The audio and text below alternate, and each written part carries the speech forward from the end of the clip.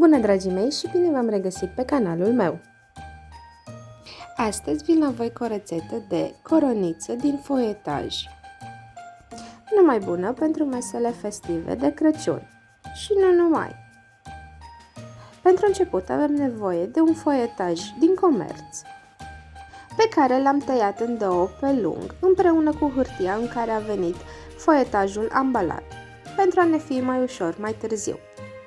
Apoi am adăugat sos de roșii și l-am întins pe toată lungimea foietajului.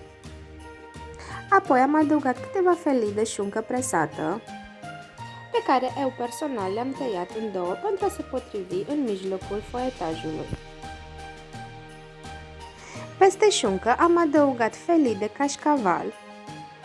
Eu prefer să folosesc curățătorul de legume pentru a tăia felii subțiri de cașcaval. Peste cașcaval am adăugat un strat de felii de salam,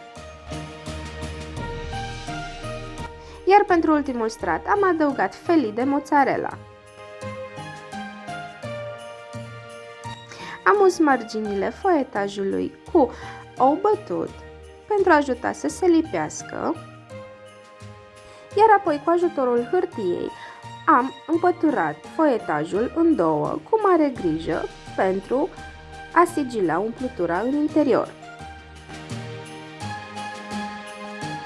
În același timp am presat ușor cu degetele marginile, iar la final, cu ajutorul unei furculițe, am presat și mai mult marginile pentru a mă asigura că nu se dezlipește foietajul.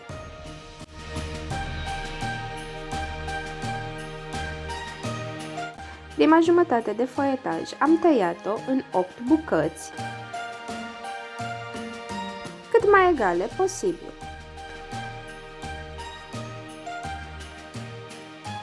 Apoi am așezat un bol pe o tavă tapetată cu hârtie de cop.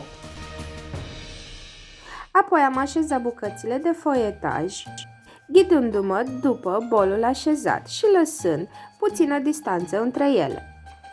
Iar apoi, cea de-a doua jumătate de foietaj am tăiat-o în 16 felii și le-am așezat între bucățile mai mari de foietaj, așezându-le cu fața în sus, iar jumătate din ele le-am așezat în mijlocul cercului.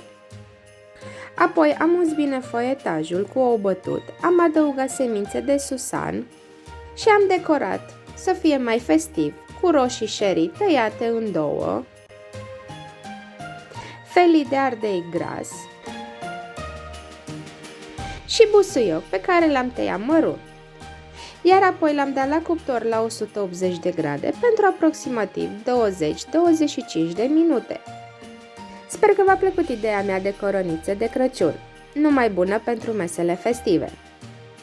Dacă doriți să vedeți mai multe rețete și idei de ale mele, nu ezitați să vă abonați la canal și să apăsați pe clopoțel pentru a fi notificați de fiecare dată când postez o rețetă nouă.